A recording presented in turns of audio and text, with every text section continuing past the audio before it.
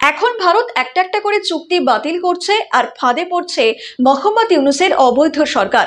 ইতিমধ্যেই ছাত্রনেতা হুমকি দিতে শুরু করেছে, বলছে যে ভারতের সার্বভৌমত্ব নাকি বাংলাদেশের উপর নির্ভর করছে এবং এতেই বোঝা যাচ্ছে যে বাংলাদেশে জুলাই বা আগস্টে জুলাই সনদ ঘোষণা করতে কার্যত ব্যর্থ হবে। আর সেক্ষেত্রে ঘোষণা করতে সক্ষম হলেও এটাই মনে করা হচ্ছে যে বাংলাদেশের বুকে সুনামি নেমে আসবে আর তাতে ব্যর্থ হবেন মোহাম্মদ ইউনূস। এই খবরটি নিবেদন করছে স্বামী বিবেকানন্দ ইউনিভার্সিটি, আপনার সন্তানের স্বপ্নের ভবিষ্যৎ গড়ে তোলার একমাত্র সঠিক ঠিকানা। যোগাযোগ 7044086270। প্রায় এক বছর হতে যাচ্ছে হাসিনা সরকারের পতন হয়েছে। দেশে এখন জুলাই আন্দোলনকারীদের সরকার, কিন্তু মানুষ দেখছে হাসিনার বিরুদ্ধে যা যা অভিযোগ করা হয়েছে তার কিছুই প্রমাণ করতে পারছে না ছাত্র নেতাদের সরকার।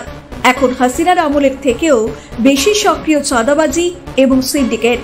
ফলে সাধারণ মানুষের যে দুর্ভোগ ছিল তা বেড়েছে বই কমেনি। জিনিসের দাম বৃদ্ধি পেয়েছে অনেক গুণ। শুধু জিনিসের দামই বাড়েনি, বেড়েছে লুট, খুন, ধর্ষণ, আর সবচেয়ে বেশি করে অত্যাচারিত হচ্ছে সংখ্যালঘুরা। আর এক বছর ধরে হাসিনা খুনি, হাসিনা ফ্যাসিবাদী শুনতে শুনতে মানুষ যে বিরক্ত তা বুঝে গিয়েছে ছাত্র নেতারা। আসলে সাধারণ মানুষ দেখতে চেয়েছিল তাদের অবস্থার পরিবর্তন। হাসিনা যদি স্বৈরাচারী টাকা পাচারকারী হয়ে থাকে তাহলে এখনো কেন তাদের একই দুর্ভোগ? এখন তো হাসিনা নাই, তাহলে অর্থনীতি এত খারাপ কেন?